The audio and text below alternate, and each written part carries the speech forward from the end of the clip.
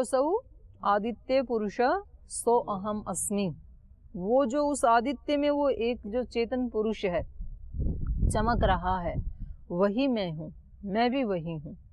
तो जैसे वो अंधकार से भय से बिल्कुल मुक्त है, ऐसे ही ये आत्मा भी क्या है, समस्त अंधकार अज्ञान और भय से मुक्त है। क्योंकि भय किससे होता है, अंधकार से होता है, अज्ञान से होता है। जब अंधकार ही नहीं है तो इस समय कोई भय नहीं लग रहा है ना हमें, और घोर अंधकार हो आधी रात में तो फिर यहाँ से वहाँ जाने में भी भय लगेगा अंधकार में। तो ये इसलिए वहाँ पर तुलना की गई है। तो कह रहे हैं जो इस रूप में इन दोनों को एक ही जानते हुए और फिर ऋग्वेद और सामवेद के माध्यम से जो सामगान करता है वो ही ठीक ठीक सामगान करता है। अथ यह एतद एवं विद्वान साम गायति उभौ स गायति, वो दोनों की महिमा को गाता है। सो अमुना एव स एष, तो कह रहे हैं इस अमुना एव इस गान के द्वारा ही, इस स्तुति के द्वारा ही, सो अमुना एव स एष मतलब ये जो आदित्य पुरुष है, और ये च अमुस्मात् परांचो लोकाः, उसमें दिया था अवांचो लोकाः, अब कह रहे हैं परांचो लोका, उससे भी परे के जो लोक हैं। वो जो आदित्य में स्थित पुरुष है वो आदित्य लोक का, और उस आदित्य लोक से भी परे के जो लोक हैं, तांश्च आपनोति, उन लोकों को भी वो प्राप्त कर लेता है। देव कामाश्च, और दिव्य कामनाओं की भी पूर्ति कर लेता है। कौन? जो इन दोनों को स्तुति करता है, जो इन दोनों को, दोनों की महिमा का गान करता है, वो साधक आदित्य जहाँ स्थित है उस द्युलोक को और आदित्य से ऊपर के जो लोक हैं उनको भी प्राप्त कर लेता है। और जब ब्रह्म इसमें पिंड में स्थित पुरुष की स्तुति करता है तो जिस लोक में ये पुरुष स्थित है उस लोक को और उसके नीचे के लोकों को भी वो प्राप्त कर लेता है। और दिव्य कामाश्च, और दिव्य कामनाओं को।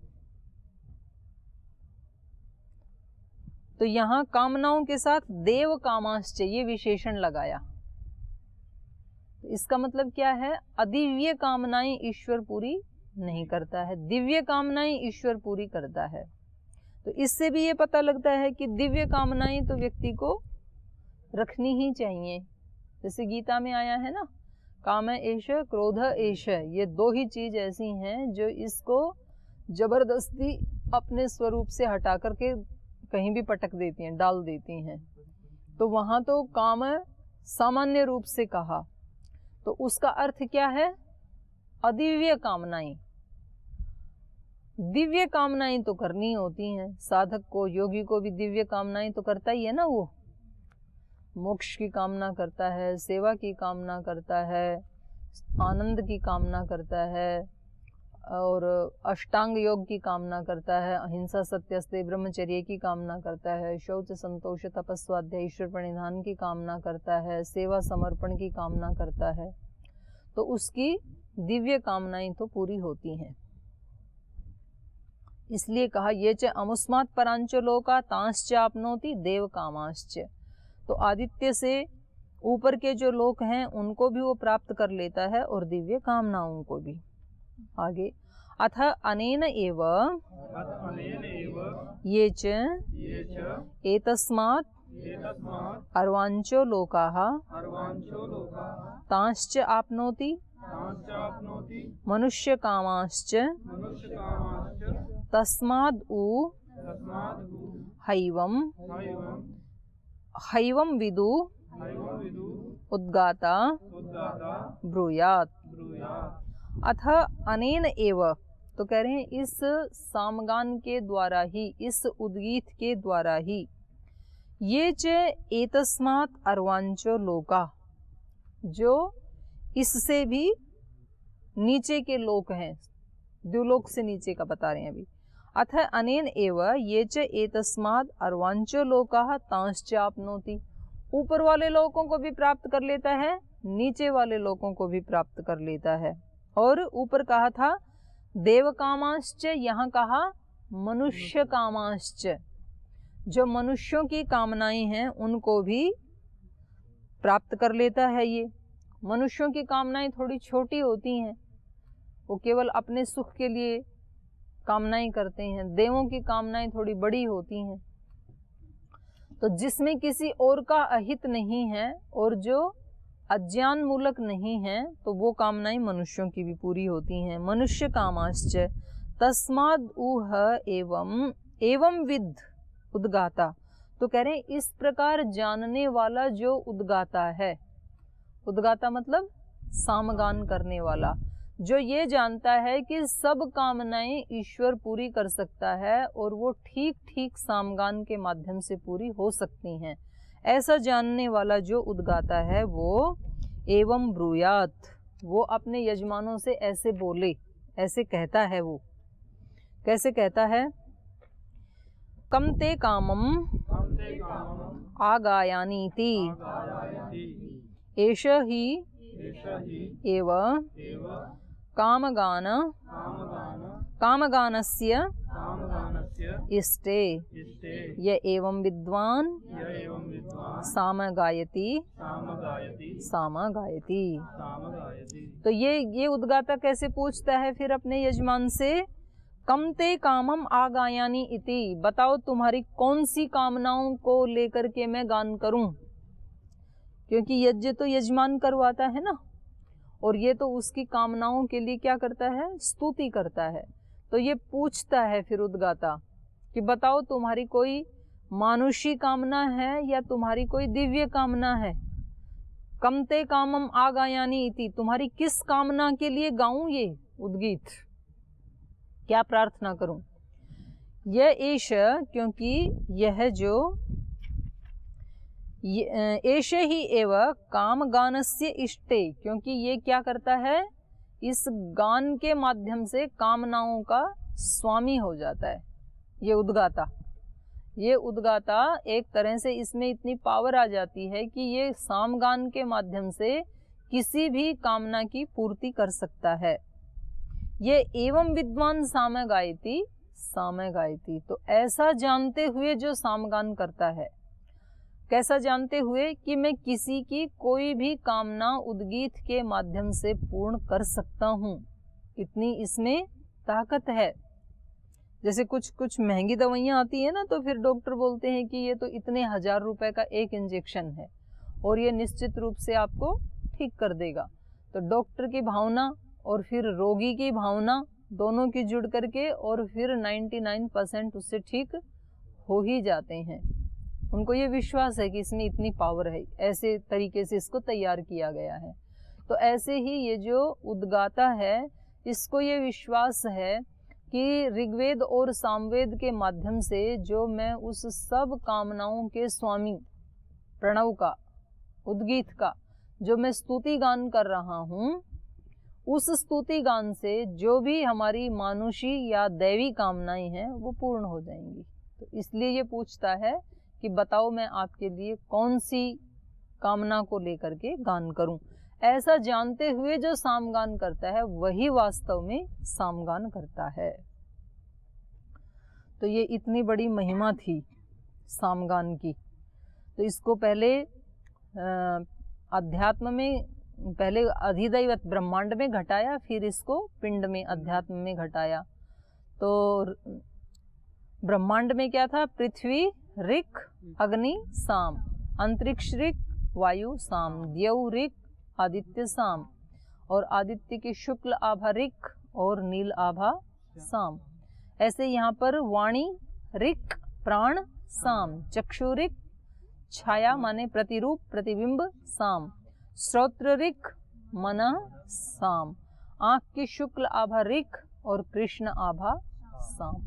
तो ऐसे ये पूरे पिंड और ब्रह्मांड में सामगान ही हो रहा है। जो उद्गाता करता है वो तो इन दोनों का प्रतीक रूप करता है।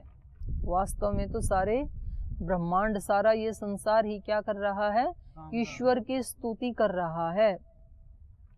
तो ये सारा ब्रह्मांड तो उसके प्रति कॉन्शियस है, लेकिन मनुष्य उसके प्रति कॉन्शियस नहीं है। यद्यपि उसके शरीर में भी वही हो रहा है, सामगान ही हो रहा है, लेकिन तो भी वो उसके प्रति अवेयर नहीं है, जागरूक नहीं है।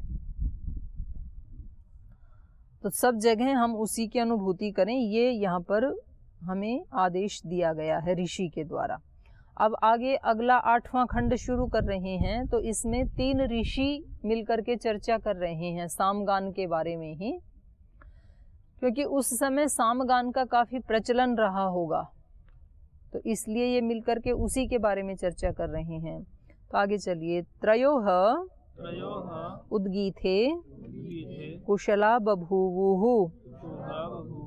शिलकः शालावत्यश्च चैकितायनो दाल्भ्यः प्रवाहणो जैवलीरिति तेह ऊचु उद्गीथे वै कुशलास्मः हन्त उद्गीथे कथां वदाम इति। त्रयोः उद्गीथे कुशला बभूवुः। प्राचीन काल में 3 लोग थे जो उद्गीत में बहुत कुशल थे। जैसे आजकल बोलते हैं ना कि ये बहुत बड़े वैयाकरण हैं, बहुत बड़े दार्शनिक हैं, बहुत बड़े साइंटिस्ट हैं, बहुत बड़े डॉक्टर हैं, अपने अपने फील्ड में जो बड़े होते हैं। तो कह रहे हैं उस समय ये 3 व्यक्ति सामगान में बहुत कुशल थे, बड़े विद्वान थे। कौन कौन? शिलकः शालावत्यः। पहले का नाम क्या है? शिलक। शालावान, शालावान का पुत्र शिलक। और चैकितायन दाल्भः। और चिकितान, चिकितायन का पुत्र दाल्भ। तो चिकितान का पुत्र हो गया चैकितायन। और प्रवाहणो जैवली। और जैवली माने जीवल का पुत्र, जीवल का पुत्र प्रवाहण। तो ये 3 थे। तो नाम भी कैसे विचित्र रखते थे ना उस समय। शिल्क, दाल्भ्य और प्रवाहण, ये 3 उस समय सामवेद में कुशल थे। तेह ऊचू, तो वो आपस में बात करने लगे, परस्पर बोले, उद्गीत है वही कुशला स्मः। हम उद्गीत में कुशल हैं, हम विद्वान हैं, उद्गीत विद्या को हम जानने वाले हैं। हंत उद्गीत है कथाम वदामि इति। तो चलो उद्गीत के बारे में ही चर्चा करते हैं। हम उद्गीत के बारे में कुशल हैं, विद्वान हैं, तो चलो आज चर्चा करते हैं उद्गीत के बारे में। तो बोले ठीक है, चलो करते हैं। तथेतिह सम उपविविशुः सह प्रवाहणो जैवलीरुवाच भगवन्तौ अग्रे वदताम् ब्राह्मणयोः वदतोर्वाचम् श्रोष्यामीति। तो उन्होंने कहा तथेति, ठीक है ऐसा ही हो, चर्चा करते हैं सामगान के बारे में। और ऐसा कहकर के सम उपविविशुः, तो चर्चा के लिए बैठ गए। विविशुः रूप कहाँ का है?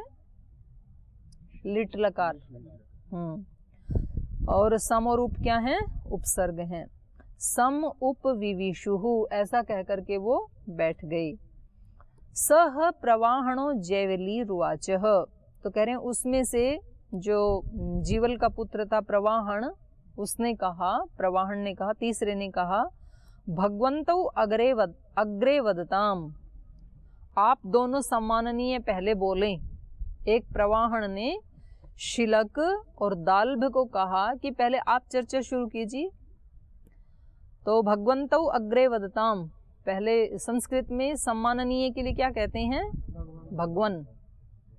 तो आप दोनों सम्माननीय वदताम, चर्चा करें। ब्राह्मणयो वदतो वाचम श्रोष्यामि इति, आप दोनों विद्वानों को बातचीत करते हुए मैं सुनूंगा। ब्राह्मण मतलब यहाँ विद्वान।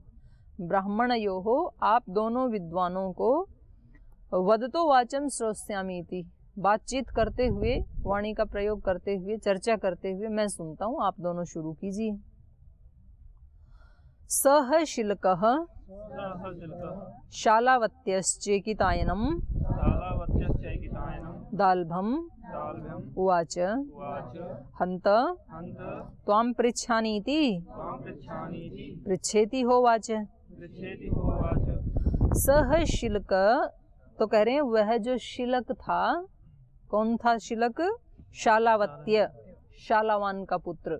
शालावान का पुत्र जो शिलक था उसने कहा किससे? चैकितायनम दाल्भम, चिकितान के पुत्र दाल्भ को कहा शिलक ने, हंत त्वाम पृच्छानीति, भाई पूछूं मैं तेरे से, ऐसे कहा कि मैं शुरू करें चर्चा। तो उसने कहा पृच्छेति, पूछिए आगे। तो उसने पूछा, फिर शिलक ने पूछा का सामनो गतिरिति का सामनो गतिरिति स्वर इति स्वर इति होवाच। होवाच। स्वरस्य का गति स्वरस्य का गति का गतिरिति का गतिरिति प्राण इति होवाच। प्राण इति होवाच। प्राणस्य का गतिरिति प्राणस्य का गतिरिति अन्नम इति होवाच। अन्नमिति होवाच। अन्नस्य का गतिरिति अन्नस्य का गतिरिति आपः इति होवाच। आप इति होवाच। तो कहा का सामन गति, तो भाई बताओ साम का आधार क्या है, गति क्या है, आश्रय क्या है, ये साम कैसे गाया जाता है, किसके आश्रय से गाया जाता है? कहा स्वर इति, साम का आश्रय क्या है? स्वर है। स्वरस्य का गति रीति, स्वर का आश्रय क्या है? तो कहा प्राण इति। स्वर किससे अभिव्यक्त होता है? प्राण से। प्राण नहीं है तो स्वर अभिव्यक्त नहीं होगा, तो स्वर का आश्रय है प्राण।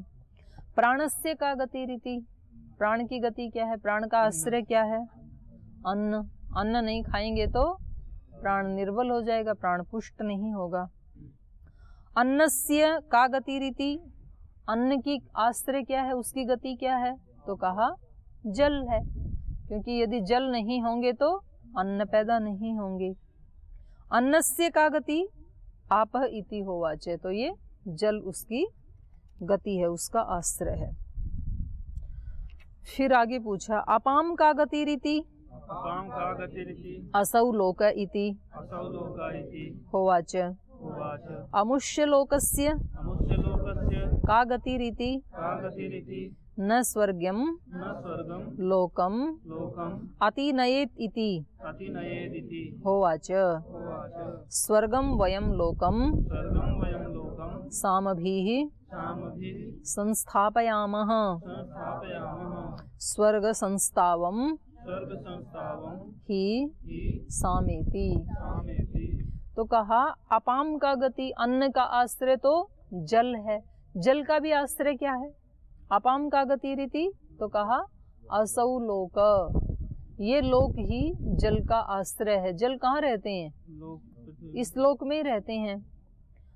तो अपाम का गति रीति लोक इति होवाच। लोकस्य का गति, फिर इस लोक की क्या गति है? इस लोक का आश्रय क्या है जहाँ से जल बरसते हैं? स्वर्ग। तो कहा न स्वर्गम लोकम अतिनयेत इति, जल बरसते हैं ऊपर से, और ऊपर को क्या मानते हैं? स्वर्गलोक। तो कहा स्वर्गलोक का अतिक्रमण मत करो, वो अंतिम है। हम सामगान करने वाले कहाँ तक जाते हैं? स्वर्गलोक तक जाते हैं, बस उससे आगे की बात ना पूछो। न स्वर्गम लोकम अतिनयेत इति होवाच, उन्होंने कहा स्वर्गलोक का अतिक्रमण मत करो। ये स्वर्गलोक किसके आश्रय से है ये मत पूछो। स्वर्गम वयम लोकम सामभि संस्थापयाम, वयम सामभि, हम जो सामगान करने वाले लोग हैं वो सामभि ही सामगान के द्वारा स्वर्गम लोकम संस्थापयाम, स्वर्गलोक की ही स्थापना करते हैं, स्वर्गलोक तक ही हम जाते हैं, उसके आगे का मत पूछो। स्वर्ग संस्थावम ही साम इति, क्योंकि स्वर्ग की स्तुति करने वाला ही साम होता है। यज्ञ याग आदि किस लिए किए जाते हैं? स्वर्ग के लिए। कामना पूर्ति के लिए। और वो कामनाएं दो प्रकार की होती हैं, मानुषी कामनाएं हो सकती हैं, दैवी कामनाएं हो सकती हैं। तो दैवी कामनाएं मतलब दिव्य कामनाएं, दिव्य कामनाएं देवता कहाँ रहते हैं? स्वर्ग में रहते हैं। तो बस यज्ञ याग की पहुंच कहाँ तक है? स्वर्गलोक तक है। दिव्य भोग दिला सकते हैं यज्ञ याग आदि। तो वो कामनाएं, स्वर्ग तक की कामनाएं हम पूरी करवा देते हैं सामगान के द्वारा। उससे आगे का मत पूछो। आगे तम है शिलकः तम ह शिल्कः सालावत्य सालावत्य चैकितायनम चैकितायनम दाल्भम उवाच दाल्भम उवाच अप्रतिष्ठितम अप्रतिष्ठितं वै वै किल ते ते दाल्भ्य दाल्भ्य साम साम यस्तु यस्तु एतर्हि ब्रूयात् आत्मनिर्भया मूर्धा ते मूर्धाते विपतिष्यति इति। विपतिष्यतीति मूर्धाते मूर्धाते विपतेत इति। विपतेदिति। तम है शिल्क शालावत्यः चैकितायनम दाल्भम उवाच। तो उस शिलक को, शिलक ने क्या कहा, स्वर्गलोक तक का हमें पता है, हम वहां के लिए ही सामगान करते हैं। जब उसने ऐसे कहा तो उसको दाल्भ ने कहा, जो प्रश्न पूछने वाला था चैकितायन दाल्भ, उसने कहा अप्रतिष्ठितम वै किल ते दाल्भम साम। हे दाल्भ, तेरा ये साम जो है ये क्या हो जाएगा, अप्रतिष्ठित। अप्रतिष्ठित मतलब निंदनीय, जिसकी प्रतिष्ठा ना हो लोक में। तो ये तेरा, तू यदि साम का इतना वर्णन करेगा ना, तो तेरा साम कैसा हो जाएगा, अप्रतिष्ठित हो जाएगा, निंदनीय हो जाएगा। अप्रतिष्ठितम वै किल ते दाल्भ साम यस्तु एतर ही ब्रूयात। यदि तू ऐसा बोलेगा कि हम केवल स्वर्गलोक की कामना के लिए ही सामगान करते हैं, इतना ही प्रयोजन है हमारा, यदि तू ऐसा कहेगा तो तेरा ये साम अप्रतिष्ठित हो जाएगा, निंदा को प्राप्त हो जाएगा, निंदनीय होगा। मूर्धा ते विपतिष्यति, और तेरी मूर्धा गिर जाएगी। मूर्धा गिर जाएगी मतलब सिर नीचा हो जाएगा, क्योंकि दूसरे लोगों के सामने यदि ऐसा कह दिया तो बोलते हैं ना ऐसे कि नाक कट जाएगी। नाक कट जाएगी मतलब अपमान हो जाएगा। तो उस समय में प्रयोग क्या करते थे, मूर्धा ते विपतिष्यति, तेरी मूर्धा गिर जाएगी। अभी भी बोलते हैं तेरी पगड़ी उतर जाएगी। पगड़ी उतर जाएगी मतलब अपमान हो जाएगा। तो यदि तूने और किसी के सामने ऐसे कहा साम के बारे में कि इसका इतना ही प्रयोजन है, तो मूर्धा ते विपतिष्यति, तेरी मूर्धा गिर जाएगी, तेरा सिर नीचा हो जाएगा। मूर्धा ते विपतेत इति, और यदि इतना जानता है तब तो तेरा मूर्धा गिरना ही चाहिए, फिर गिरे तेरा मूर्धा, यदि इतना ही तेरे को ज्ञान है तो वो फिर बड़े विनम्र होते थे ना वे। वो कहते थे जी मैं तो इतना ही जानता हूँ, फिर आप बता दो उससे आगे का। वो झगड़ा नहीं करते थे कि भाई अपनी गलती को भी ये न के न प्रकारेण प्रूव करना ही है।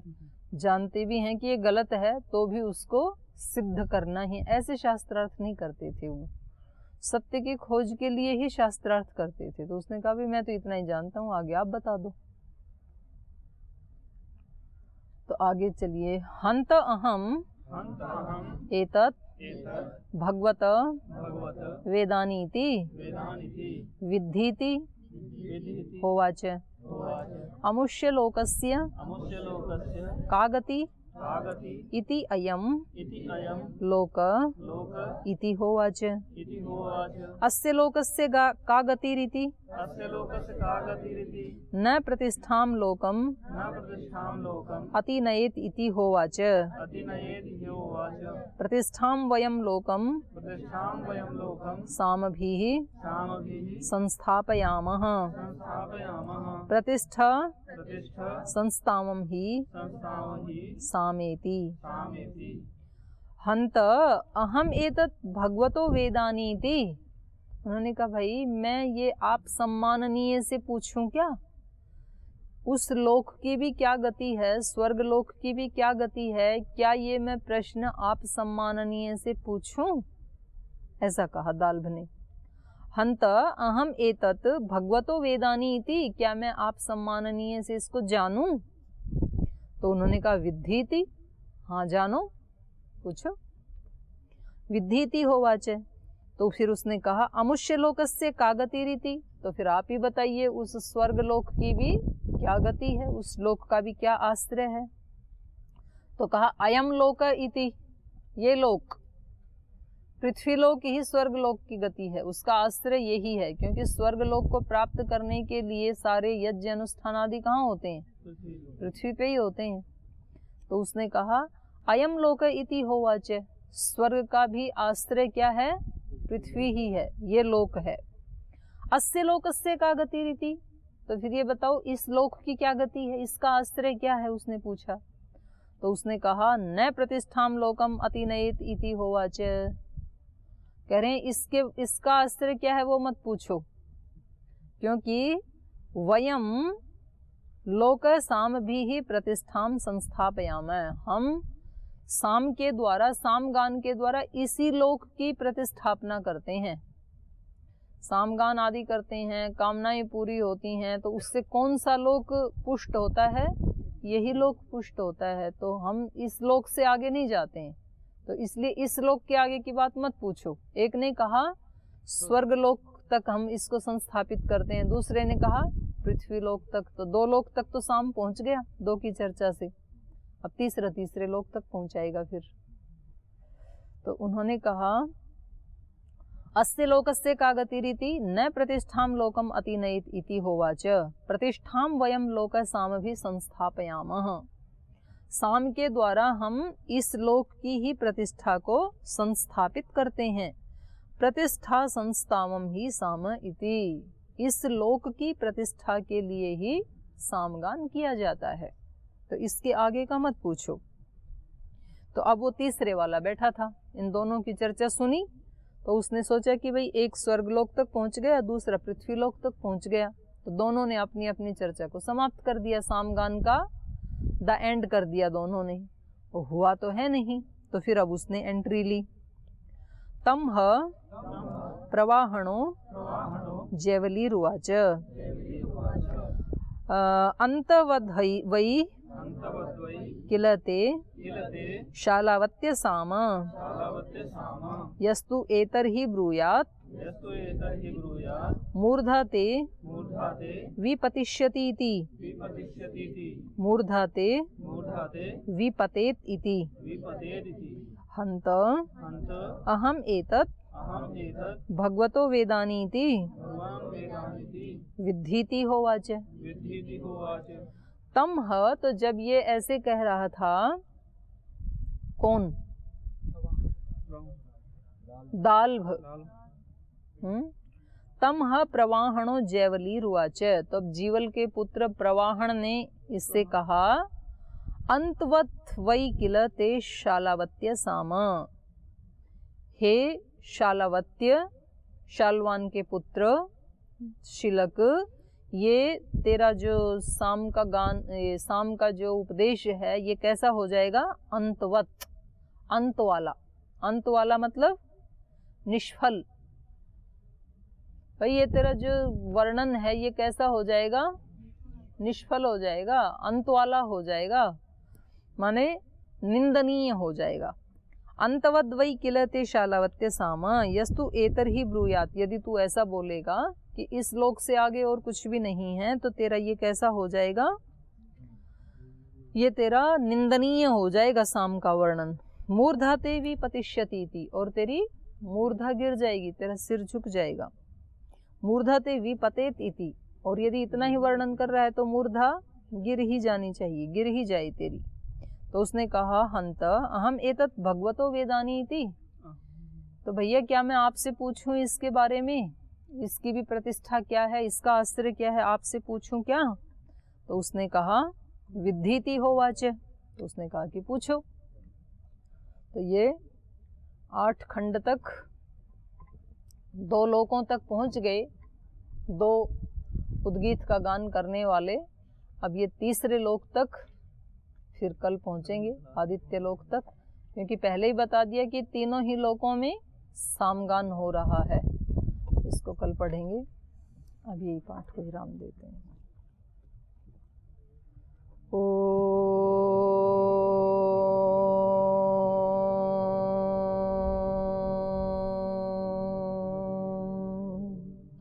शांति शांति शांति। श्री गुरुभ्यो नमः।